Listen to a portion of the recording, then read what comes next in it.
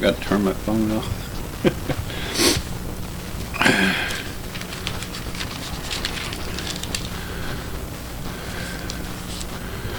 Matthew 27, and we'll begin with verse 24. The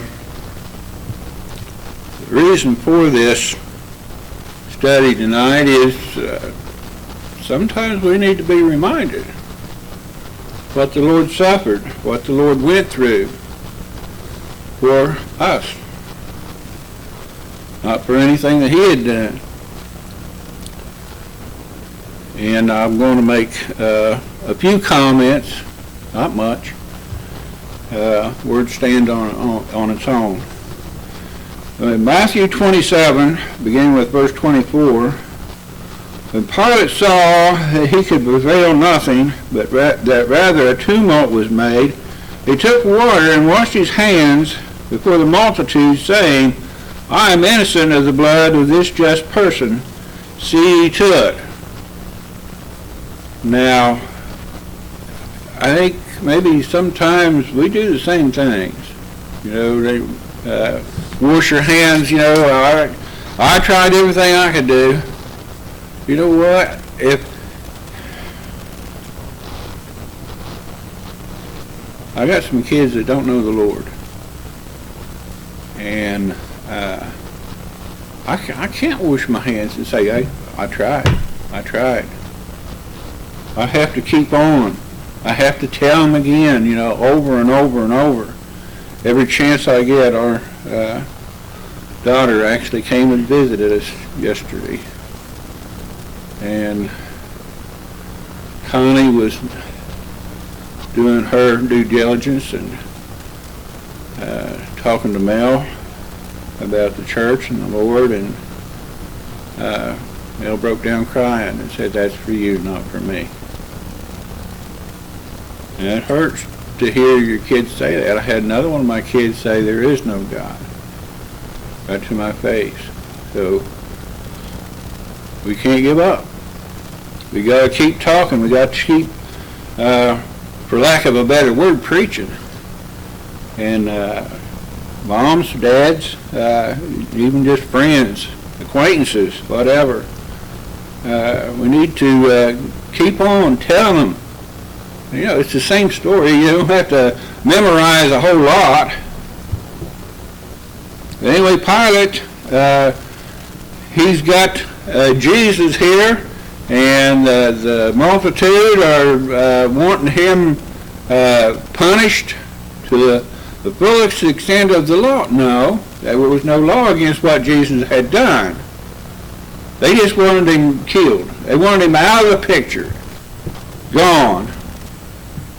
And he said, it says there, when Pilate saw that he could prevail nothing, they wouldn't pay any attention to him, but rather a tumult was made. They're going to have a riot. He took water and washed his hands before the multitude, saying, I am innocent of the blood of this just person.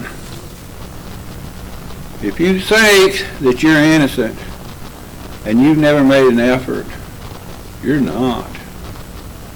You need to make an effort. You need to tell those that you love, those that you come in contact with, and the Lord's going to bring people to you that you don't even know sometimes. You need to, my question that I always use to start the conversation is, I'll ask them, I said, do you have a church home? I know the great, you know, but that's how I get it started. However you get it started, or maybe they'll even start it for you.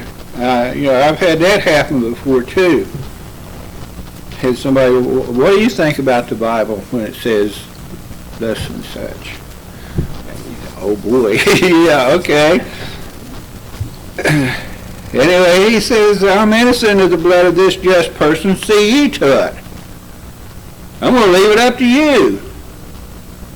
Verse 25, then answered all the people and said, his blood be on us and on our children. Which brings up the statement that I always use well, to me anyway, when I read this verse, be careful what you ask for.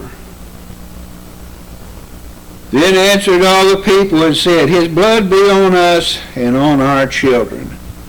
And we're going to turn to, this is going to be the only one we're going to turn to tonight, Acts chapter 17.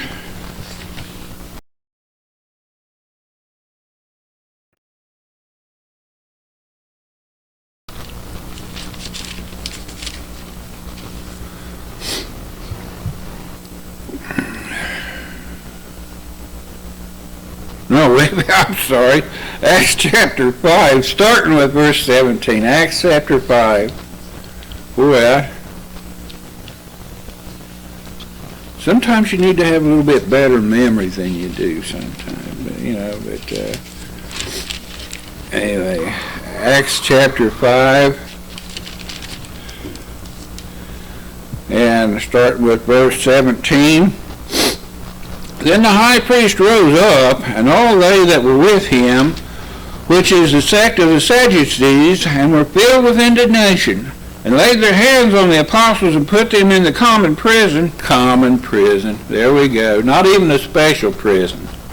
But the angel of the Lord by night opened the prison doors and brought them forth, and said, go stand and speak in the temple to the people all the words of this life. Now, we just studied about a couple guys that were put, well, actually 3 guys that were put in prison this last Sunday, and here's some more. This is the whole gaggle of them. And they were put in prison, and what happened? The angel says, "Come on, you need to go to the temple, and you need to tell them all the things of all the words of this life." And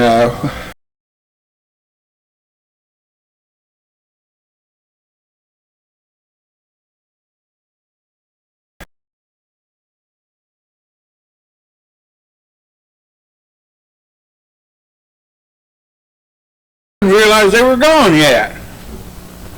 And when the officers came and found them not in the prison, they returned and said, saying, the prison truly found we shut with all safety, and the keeper standing without before the doors. But when we had opened, we found no man within. Now, that was another way that they were released from prison. We had Paul and Silas was escorted out by the ones that sent them to prison.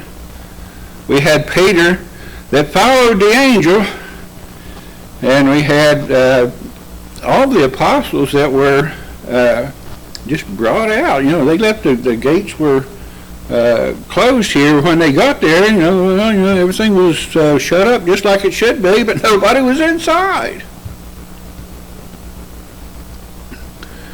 Verse 24, and when the high priest and the captain of the temple and the chief priests heard these things, they doubted of them whereunto this would grow. Oh no, the story just got better. Then came one and told them, saying, behold, the men whom you put in prison are standing in the temple and teaching the people. Now, I don't know how much courage this takes. I mean, they've already been in prison, and he said, come on, you need to go to the temple. And when the captain of the officers, then went the captain of the officers and brought them without violence, for they feared the people, lest they should have been stoned. And when they had brought them, they set them before the council, and the high priest asked them, saying, did not we straitly command you that you should not teach in this name? And behold, you have filled Jerusalem with your doctrine, and intend to bring this man's blood upon us. Now what did they say in Matthew? It said, his blood be on us and our children. That's in verse 25 of Matthew chapter 27. His blood be on us and on our children. Okay.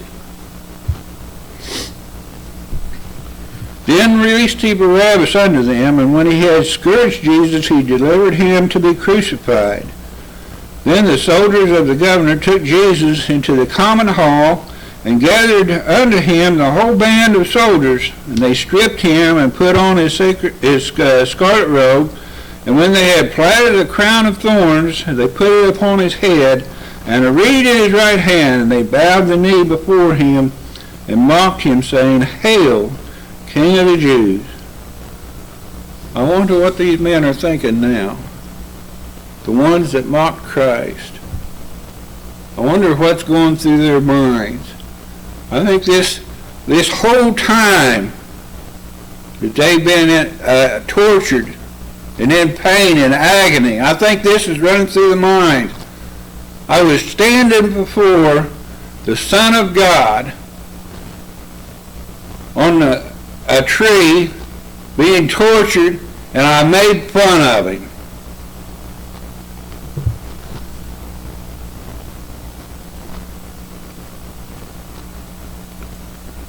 And hail, King of the Jews. Little did they know, he's not only King of the Jews, is he?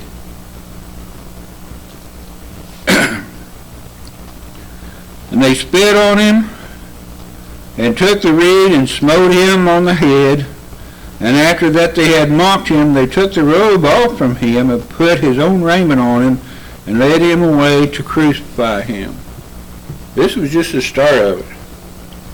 And as they came out, they found a man of Cyrene, Simon by name. Him they compelled to bear his cross. And when they were come unto a place called Golgotha, that is to say, a place of a skull, they gave him vinegar to drink, mingled with gall. And when he had tasted thereof, he would not drink. Now I have had people try to tell me that this is something, an old-timey analgesic, something to deaden the pain, or something like that. If you have ever studied about the Romans and the crucifixion, what it's really like, what it's all about, there's nothing here to dull the pain. All they ever did was try to make it worse. This was no analgesic of any kind. They wanted him to suffer in every possible way. Anyway, he tasted it and he wouldn't drink. And they crucified him and parted his garments, casting lots that it might be fulfilled which was spoken by the prophet. They parted my garments among them, and upon my vesture did they cast lots. That's about the lowest form you can get to, isn't it? Man dying on the cross, and there you are in front of him, gambling over his clothes. And sitting down, they watched him there. Wonder what they saw. Wonder what they saw. A helpless man. There's a song, he could have called 10,000 angels, and he could. But no, he had to die because of me. And he did. He stayed on the cross. And they washed him there, and they set up over his head his accusation. This is the only charge they had of him. This is Jesus, the King of the Jews. Well, how right they were. Not only King of the Jews. Then were there two thieves crucified with him, one on the right hand, the other on the left. And they that passed by reviled him, wagging their heads. Now, from time to time, bad things happen to good people. I mean, that's just the way he hops in a car and he drives thousands of miles so he can get in a car wreck. So, you know, it wouldn't do to have one real close by. I mean, you got to go several states over and then you can wreck. Well, he's gone tonight, so I can make fun of him, and nobody will tell him, I'm sure. And they wagged their heads. Tut, tut. You know, oh, look at him. Poor little Jesus. Well, it's kind of scary to think of, isn't it? Here is the person of the Godhead that said, let there be, and everything was created just by the power of his word. And they looked at him and wagged their heads. Poor little Jesus. And saying, thou that destroyest the temple, and buildest it in 3 days, save thyself. Well, I'm glad he didn't. I'm glad he didn't.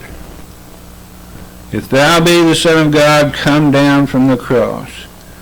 Well, he is the Son of God, and that's why he didn't come down from the cross. He had a job to do. He had to bear my sins on the cross, and not just a few.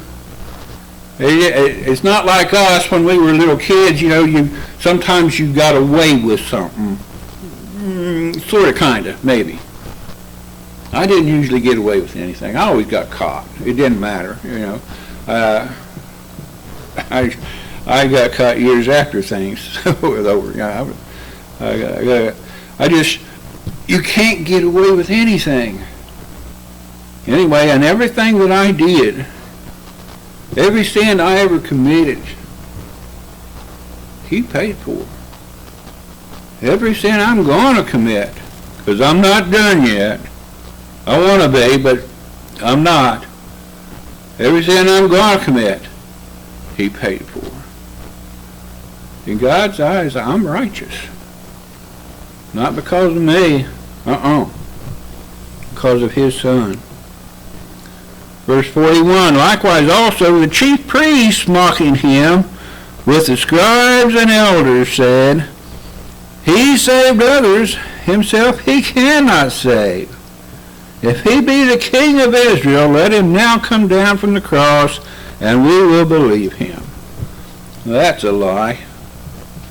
If he had come down off the cross, if he had condemned me to hell by not suffering my hell's punishment, and because of these people, these chief priests and the scribes, they said he saved everybody else, but he can't save himself. He said, if he's the King of Israel, let him now come down from the cross, and we will believe him. No, they wouldn't. They had no idea who he was. They knew he was a prophet, some said, and he did marvelous things that only God could do, and yet they still didn't believe him. They saw the miracles. With their own eyes, they saw him, and still they wouldn't believe him. And then they go on to blaspheme God. 43, he trusted in God, let him deliver him now, if he will have him. For he said, I am the Son of God.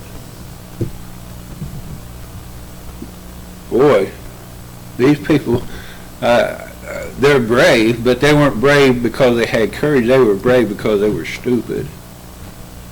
I mean, can you imagine saying something? Here is God pouring his wrath down on his own Son for us. And these people wang. Boy. He trusted in God, let him deliver him now. If he will have him, I'll guarantee you he'll have him. What did God say about his Son? This is my beloved Son, in whom I am well pleased.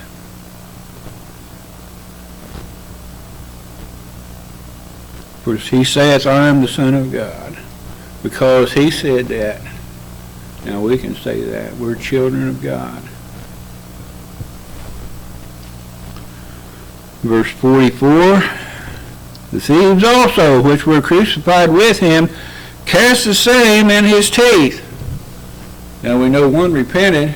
We won't get into that tonight. But there were two, and I believe initially they were saying, hey, come on, this is the time. If you've got it in you, you can save us here. Well, he did. He saved one. But not by taking him off the cross. That thief, he died anyway. But that day, he was with the Lord in paradise. So,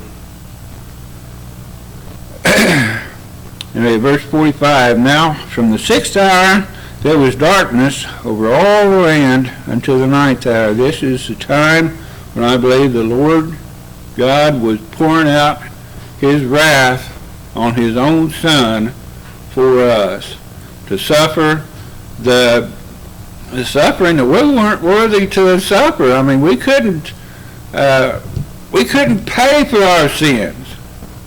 We could give him everything we own, which is nothing. It's all his. The things that we have, we call ours. They're just in our care for a while. And there's going to come a time the Lord's going to get it back. Somebody else is going to come along and they're going to say, it's mine, and it's not theirs either. All things are his. We're just here for a while, and then after we're gone, somebody else comes along. Anyway, for 3 hours, God poured out his wrath on his own Son for us. And about the 9th hour, Jesus cried with a loud voice. This was at the end of all his suffering, saying, Eli, Eli, lama sabachthani. That is to say, my God, why hast thou forsaken me? Now, my grandpa was pastor at Bethany Baptist Church for like a bazillion years, and he had a old story he liked to tell about how terrible it was to be forsaken. It was the story about a woman that was had come to his mom and was talking to her, and she was bawling and screaming and just agony, and said that her husband had forsaken her. And he said he wondered about that. You know, what was it about being forsaken that was so bad? And this begins to explain it here. God turned his back on his own Son for us. Why hast thou forsaken me? He had a perfect relationship from eternity.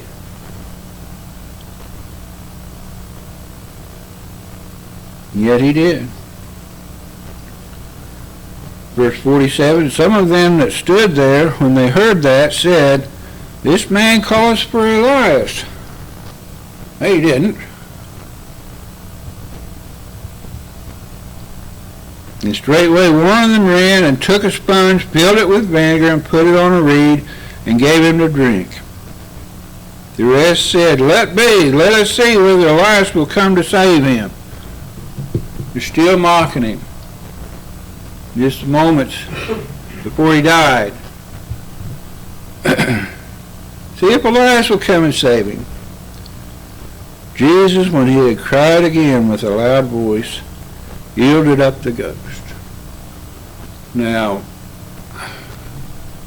a lot of people say that they killed him. Look, they killed him. No, he said he gave up the ghost. He willingly died. And fortunately for us, being God the Son, he took his life back up again. If he had stayed in the grave, we would still have no hope. All that suffering would have been for nothing. But after 3 days and 3 nights, he took his life back up again. And that's as far as we're going to go tonight. Anyway, hope y'all get something out of this. Every time I read about this, I am so humbled to think that this is what he did for me. And if it was just me, period, just me, I believe he still would have done it. Everything. And we need to make sure we understand salvation is personal. He saved me. And I don't know about anybody else in the whole world, but I know he saved me. Anyway, let's go ahead and read the prayer list.